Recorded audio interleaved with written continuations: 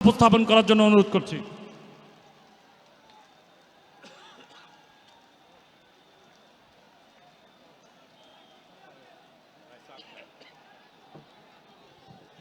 আলহামদুলিল্লাহ, আসসালাতু ওয়াসসালামু আলা রাসূলিল্লাহ। মঞ্চে উপবিষ্ট বাংলাদেশ জাতীয়তাবাদী দলের চেয়ারম্যান জনাব তারেক রহমান, ওনার নির্দেশ নামের আগে যেন মাননীয় না বলা হয়। উপবিষ্ট সকল নেতৃবৃন্দ, প্রাণ প্রিয় চট্টগ্রামবাসী, সাংবাদিক বন্ধুগণ, আসসালামু আলাইকুম রহমতুল্লাহ। দুপুর 12:30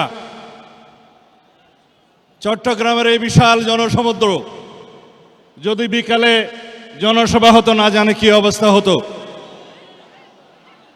আপনাদের প্রতি কৃতজ্ঞতা জানাই। এই চট্টগ্রামেই শহীদ রাষ্ট্রপতি জিয়াউর রহমান এখান থেকেই স্বাধীনতার ঘোষণা করেছিলেন। স্বাধীনতা যুদ্ধে সম্মুখ সমর করে স্বাধীনতা অর্জন করেছিলেন। সেই স্বাধীনতার পতাকা আজকে আমাদের নেতা জনাব তারেক রহমানের হাতে। আমাদের স্লোগান সবার আগে বাংলাদেশ। এই পতাকাকে সমুন্নত রাখতে হবে।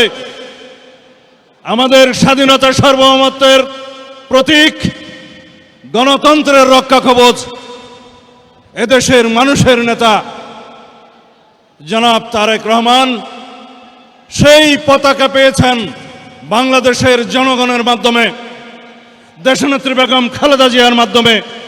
এই স্বাধীনতার পতাকা হস্তান্তরিত হয়েছে জনাব তারেক রহমানের হাতে। সেজন্য তিনি ঘোষণা দিয়েছেন, আই হ্যাভ এ প্ল্যান, অর্থাৎ আমাদের একটি পরিকল্পনা আছে এই দেশের জন্য, এই দেশের মানুষের জন্য। সেই পরিকল্পনা তিনি বলবেন। এদেশের লক্ষ কোটি বেকারের জন্য বেকার ভাতা প্রদান করবেন নির্দিষ্ট সময়ের জন্য। তিনি কৃষকের জন্য কৃষক কার্ড, সবার জন্য স্বাস্থ্য কার্ড এবং দরিদ্র পরিবারের জন্য ফ্যামিলি কার্ড প্রবর্তন করবেন। শিক্ষা ব্যবস্থার আমূল পরিবর্তন সাধন করবেন, কর্মের হাত সৃষ্টি করবেন।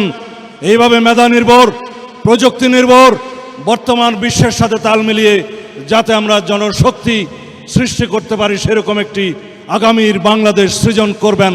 শহীদের প্রত্যাশা অনুযায়ী, এদেশের মানুষের প্রত্যাশা অনুযায়ী, আমাদের 24-এর গণ অভ্যুত্থানের, ছাত্র গণ অভ্যুত্থানের আকাঙ্ক্ষা অনুযায়ী সেই বাংলাদেশ বিনির্মাণে ইনশাআল্লাহ আমরা আমাদের নেতার হাতকে শক্তিশালী করার জন্য আগামী 12ই ফেব্রুয়ারি ধানের শীষের প্রতীকে একটি করে ভোট দিয়ে বাংলাদেশের মানুষের এই স্বাধীনতার সার্বভৌমত্বকে অক্ষুণ্ণ রাখবো, আমাদের পরিকল্পনাকে এগিয়ে নিয়ে যাব এবং একটি শক্তিশালী গণতান্ত্রিক এবং সমৃদ্ধ বিকশিত বাংলাদেশ সৃষ্টিতে সহায়তা করব।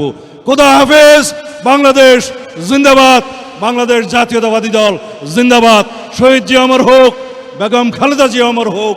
আমাদের অহংকার জনাব তারেক রহমান জিন্দাবাদ।